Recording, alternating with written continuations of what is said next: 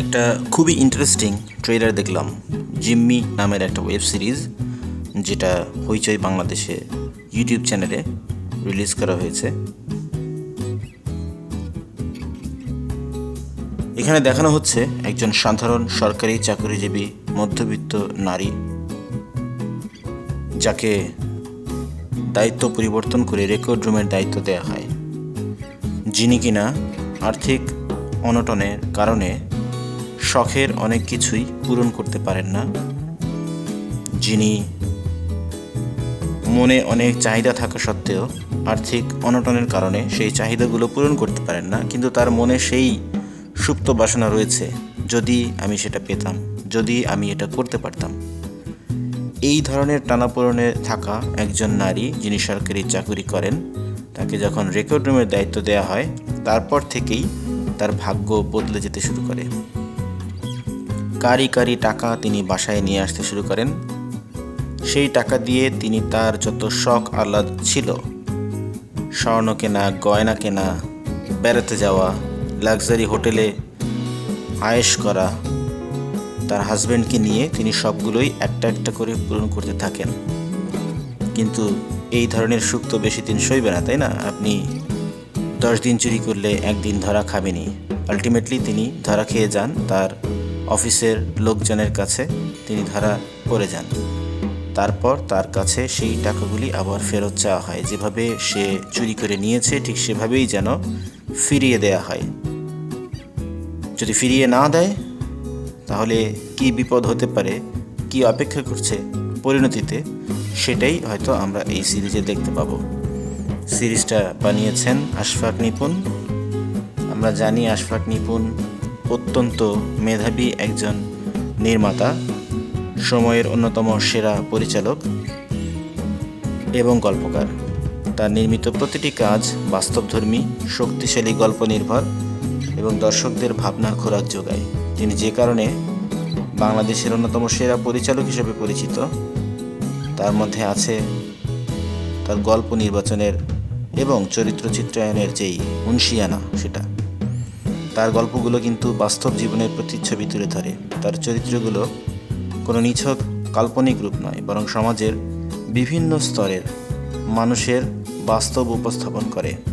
আমরা মহানগর ওয়েব সিরিজে কষ্টনীড়ের এই জিনিসগুলো দেখতে পেয়েছি, যে তিনি কিভাবে সেখানে সমাজের বিভিন্ন শ্রেণী এবং পরিস্থিতি এবং তাদের মধ্যে যে গল্প, সেগুলো আমাদের সামনে তুলে নিয়ে এসেছেন। একজন ভালো পরিচালকের অন্যতম বড় বৈশিষ্ট্য কিন্তু চিত্রনাট্য নির্বাচন এবং বিন্যাসের দক্ষতা। আশফাক নিপুণের নির্মাণে চিত্রনাট্য কখনোই দুর্বল হয় না, বরং প্রতিটি সংলাপ ও দৃশ্য দর্শকের মনে গভীরভাবে প্রভাব ফেলে। মহানগর সিরিজের সংলাপ এবং দৃশ্যায়ন এতটাই শক্তিশালী ছিল যে তা বাংলাদেশি ওয়েব কন্টেন্টের মানকে এক নতুন উচ্চতায় নিয়ে গেছে। তিনি গল্পের থ্রিলারের সাথে সামাজিক বাস্তবতার চমৎকার ব্লেন্ড করে দেন। মহানগর শুধুমাত্র একটি ক্রাইম থ্রিলারই নয়, বরং এটি সামাজিক, রাজনৈতিক ও ক্ষমতার অপব্যবহারের বাস্তবতাকে আমাদের সামনে তুলে ধরে। বাংলাদেশের ওটিটি কন্টেন্টের প্রসারে আশফাক নিপুণের অবদান অনস্বীকার্য। তিনি হইচই, চরকি এই ধরনের প্ল্যাটফর্মে গুণগত মানসম্পন্ন কন্টেন্ট নির্মাণ করে দেখিয়েছেন, এবং বাংলাদেশের নির্মাণও আন্তর্জাতিক মানের যে হতে পারে, এটা তার কাছ থেকেই কিন্তু আমরা ধারণা পেয়েছি।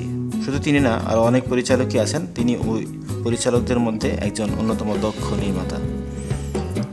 একজন দক্ষ পরিচালক শুধুমাত্র ক্যামেরার পেছনেই থাকেন না, তিনি শিল্পীদের কাছ থেকে সেরা অভিনয়টি বের করে নিয়ে আসেন। আশফাক নিপুণের সেই গুণটি আছে, তিনি সবার অভিনয়কে এক নতুন উচ্চতায় নিয়ে যেতে পারেন। দর্শকের সাথে তিনি কানেক্ট করতে পারেন তার গল্পকে। তার গল্প প্রতিটি চরিত্র, প্লট দর্শকের মনে গভীরে নাড়া দেয়। দর্শক শুধু গল্প দেখে না, বরং গল্পটাকে ফিল করে। এই সংযোগই কিন্তু তাকে অন্য পরিচালক থেকে আলাদা করে তোলে। আর এই ওয়েব সিরিজে আমরা কেন্দ্রীয় চরিত্রে যাদেরকে পাচ্ছি, তাদের মধ্যে অন্যতম হচ্ছেন জয়া আহসান। তিনি কিন্তু বাংলাদেশের এই সময়ের অন্যতম সেরা অভিনেত্রী। তিনি তার অসাধারণ অভিনয় শৈলীর জন্য দেশ এবং বিদেশেও সমাদৃত। তিনি এমন এক অভিনেত্রী যার অভিনয়ের গভীরতা, অভিব্যক্তির বৈচিত্র্য এবং চরিত্রের প্রতি কমিটমেন্ট আমাদেরকে মুগ্ধ করে। তিনি যে কোনো চরিত্রে নিজেকে একেবারে মিশিয়ে ফেলতে পারেন। তিনি প্রতিটি চরিত্রের মনস্তত্ত্ব বোঝার চেষ্টা করেন এবং তা বাস্তবসম্মতভাবে ফুটিয়ে তোলেন।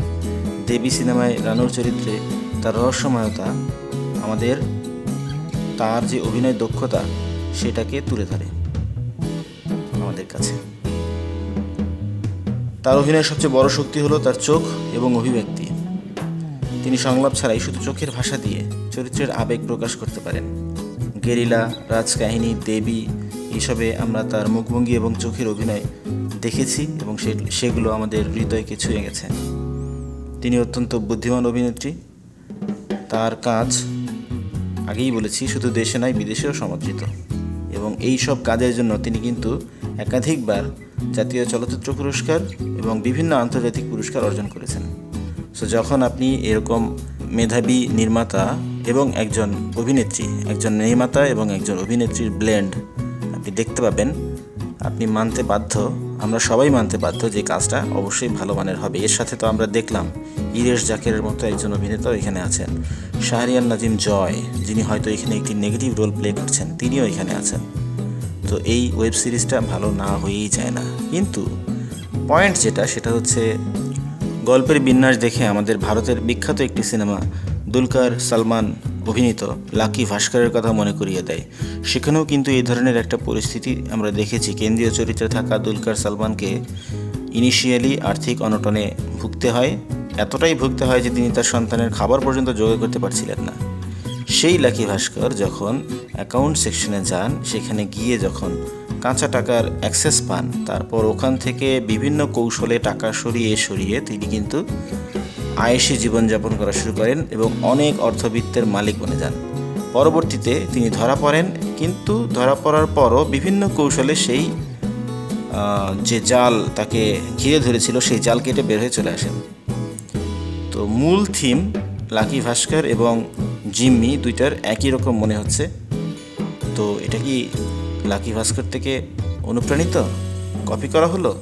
সেটা সময়ই বলে দেবে। কখন বলবে? 28 মার্চ, যখন এটা হইচই বাংলাদেশের প্ল্যাটফর্মে রিলিজ পাবে। তো ততক্ষণ পর্যন্ত আমাদের অপেক্ষা করা ছাড়া কোনো উপায় নেই। ট্রেলার দেখে আপনাদের কেমন লাগলো কমেন্ট করে আমাদের জানান। আর যদি ভিডিও ভালো লেগে থাকে লাইক শেয়ার করে আমাদের পাশে থাকুন। আমাদের চ্যানেলে নতুন হয়ে থাকলে don't forget to subscribe. Stay safe.